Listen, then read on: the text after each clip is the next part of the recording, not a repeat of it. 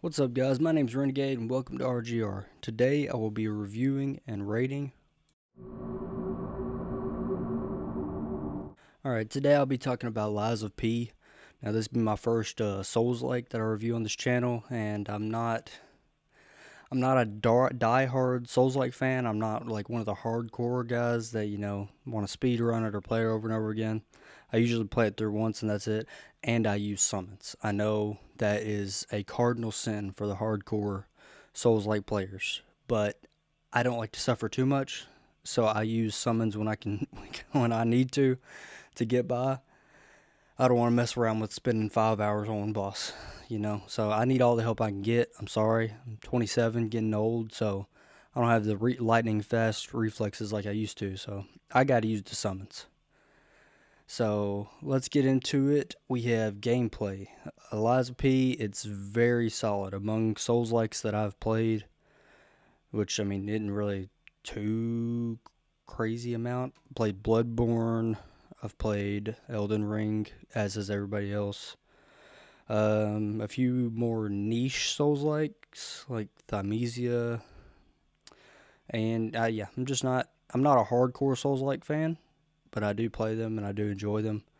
I need to, if somebody recommends them, I'll get around to play the other ones. Sekiro scares me. I've heard how difficult that game is, but I do enjoy it. The gameplay in this one's solid. It's definitely top tier amongst the ones that I've played.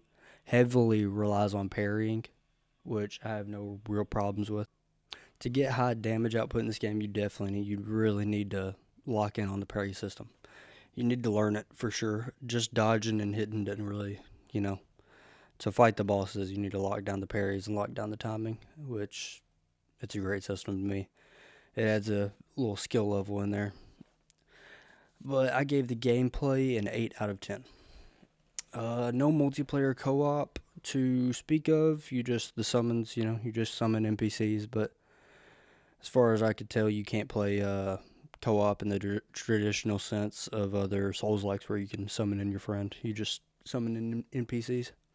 So no score for that. Then we have the story. So you play as P, which is Pinocchio. This is based on the Adventures of Pinocchio book. So you're P, a puppet created by Geppetto in the city of Krat, and you navigate the city fighting automatons and other puppets, and you're trying to become a real boy or stay a puppet. There's multiple endings, which we'll get into in a minute with replayability. But the good ending, you try to become a real boy basically, and it's a great story. I enjoyed it more than most Souls-like stories. So normally with Souls-like games, I don't really play for the story, but this story was solid. It had me, since I kind of knew it already. I like that they took the Pinocchio story and made it into this game. So most people will already kind of have an idea, unless you're 15 or younger or whatever. But most older people will know the story of Pinocchio, seen the cartoon. So that's why this story could hook me as well as it did. So I gave the story a 7 out of 10. Replayability. That's where these games, they really come through on the replayability. So this game has three main endings, and they can vary depending on your choices and your humanity meter. So you get more humanity by telling lies. So you'll be asked questions periodically through this, and you can lie or tell the truth. So the idea is that puppets always tell the truth. So if you lie, you're becoming more human. If you tell the truth, you'll stay puppet. And then there's a couple of choices that also affect your humanity meter, letting someone die, helping them die, or letting them live, um, giving your heart to somebody at the end. It all goes into it and helps which ending you can get. So, and then it has the, normal replayability of Souls likes where you can go through with different builds and go through over and over again, new game plus, and it gets harder and harder. So replayability with this was pretty good. I gave it an 8 out of 10.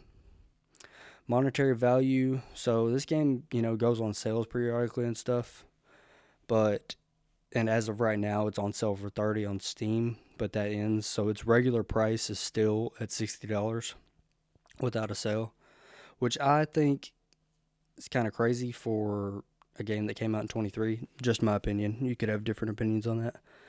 But I have 35 hours played in this game, so that comes out to $1.71 an hour, which I think is a great value for this game because you can play it over, like I said, with Souls likes, you can play it over and over again. So the value's there, and for that reason, I gave monetary value a 7 out of 10. Fun. This game was solid through and through, beginning to end. It was not overly challenging. I don't think it was the hardest Souls like I've played or FromSoft game I've played. I think for me, Bloodborne takes that with the ones I've played so far. But this definitely, it was just solid beginning to end. Not too overly hard, especially with the summons. You can get a lot of work done. Like I said, it took me 35 hours to beat. It's I don't think that's a crazy amount of time, but just a really fun experience. I gave the fun an 8 out of 10. Thanks for sticking with me this long. This game was solid through and through. There's no weak points. You know, sometimes with my ratings, I'll give something a 9, but another thing about the game, I'll give a 5. This was 8.7, 8.78. So, very solid game all the way through. I definitely recommend picking it up. So, with all the ratings averaged out, it comes out to a 7.6 out of 10. Thank y'all for sticking with me this long, and I will catch you in the next one.